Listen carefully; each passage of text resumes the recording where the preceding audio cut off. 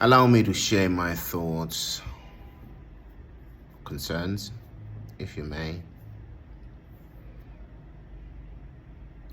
I was just browsing through the internet and I came across this video of Traore and the amazing work that he's doing.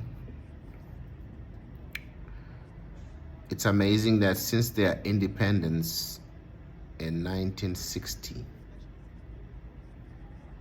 they can only boast of 3 kilometers of tarmac road now, only just now. In a move that echoes the very heartbeat of development, President Ibrahim Traore is handing over not just machines, but the keys to a brighter future for Burkina Faso. So I officially hand you the keys to the first batch of equipment for the initiative. What I expect is speed, ingenuity, efficiency, patriotism, and a lot of rigor in management for the happiness of the Burkinabe people. What is really happening in Burkina Faso is a revolution that I believe that the entire continent of Africa can emulate. I mean, when you have a leader that really cares about his people, he makes sure that he delivers. Guess what? Will you believe if I tell you that the entire country of Burkina Faso could only boast of 3,000 kilometers paved road from independence till now? Will you believe me? Will you believe me? I mean, a country called Botswana could boast of 3,000 kilometers when the British left them. But the French left, a government came to power.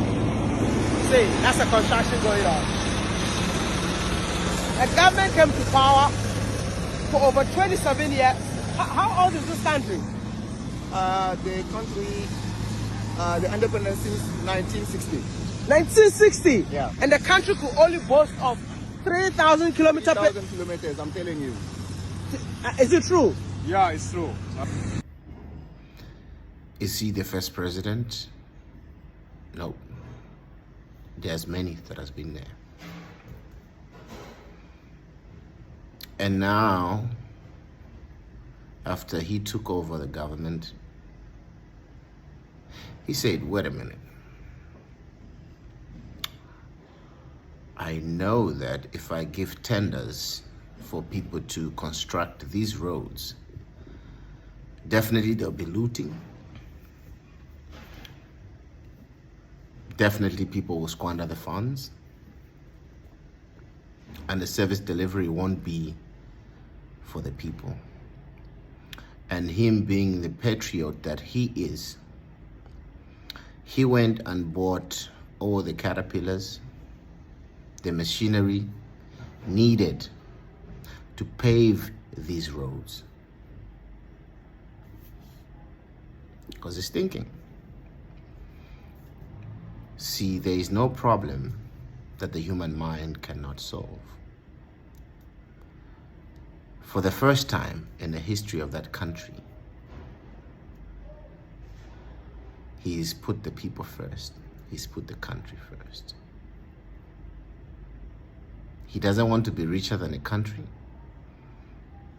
He wants to enrich the country. Because when the country is enriched, the people get enriched, the country becomes better. But on the contrary, Malawi, we keep changing governments. Everyone comes up with their own manifesto. It's a never-ending cycle. They'll come to you, give you a bag of maize, as though your life depends on it. After you vote, they disappear. Poor service delivery. Probably there's no ambulances. Probably no electricity. As a nation by now, electricity should be everywhere. As a nation by now, The main road that takes you from Blantyre to Lilongwe, I'm talking about the main road, like the N1, is not tarmacked. The way Kamuzubanda left it, it has been dilapidating. What does that tell you? Poor maintenance, bad governance.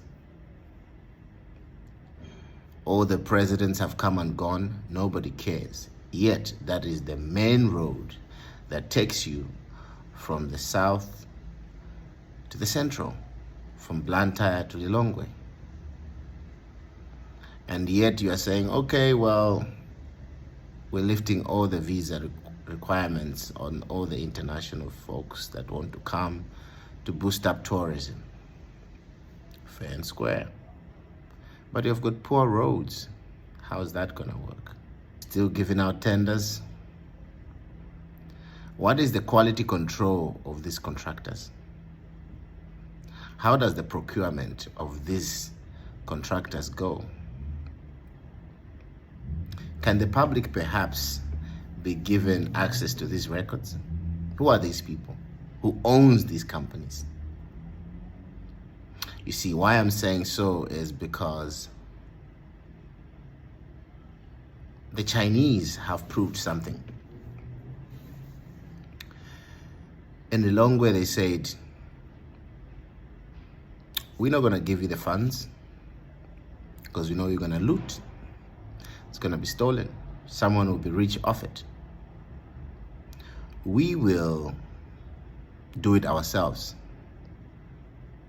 We'll get our own contractor. We'll construct it ourselves. We'll fund it ourselves. Wisdom. And that has been done. For the first time, you have got the street lights with solar panels. Well, this project is the important content of the One Belt and Road initiative issued from Chinese government, President Xi Jinping.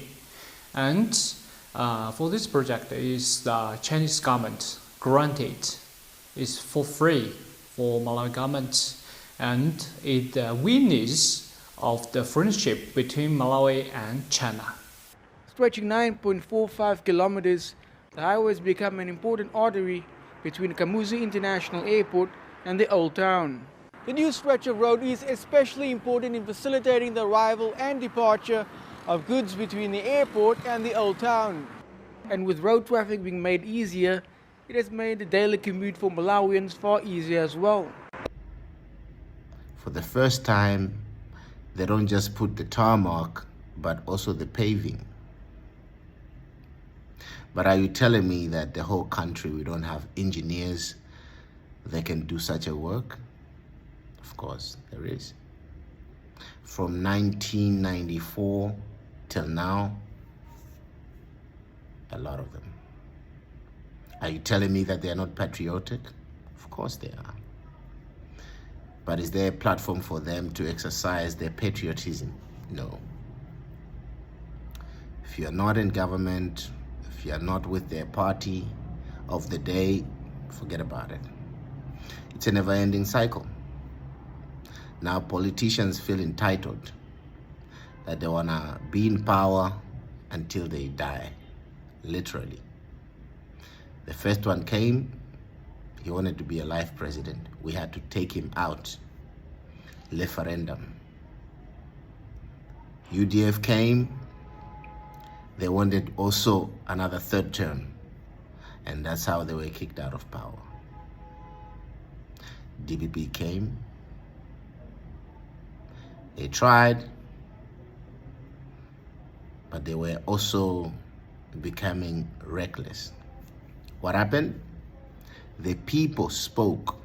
You see, the power is with the people. Loan and built by a Chinese company. A generous policy without strings attached, says the Chinese ambassador in Malawi. To look economic cooperation without any additional condition. if we donated the apartment building, how we can get the profit from there?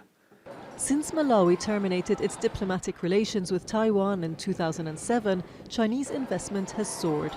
Just last October, China and Malawi agreed on a new deal worth $1.5 billion for a new series of projects, from transport infrastructure to energy to internet network upgrading.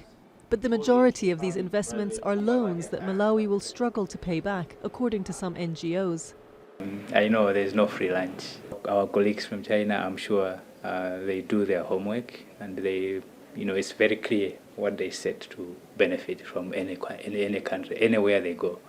In Africa, they know what they want. In Africa, there's a huge market for their products. There's a huge potential for their economy to grow. At the moment, people are hungry, and it's a challenge. It's a concern. Sometimes you never know who people are until they get in a position of power. Why am I saying this? Why would it take the Chinese to prove to us that this is the right way to do things?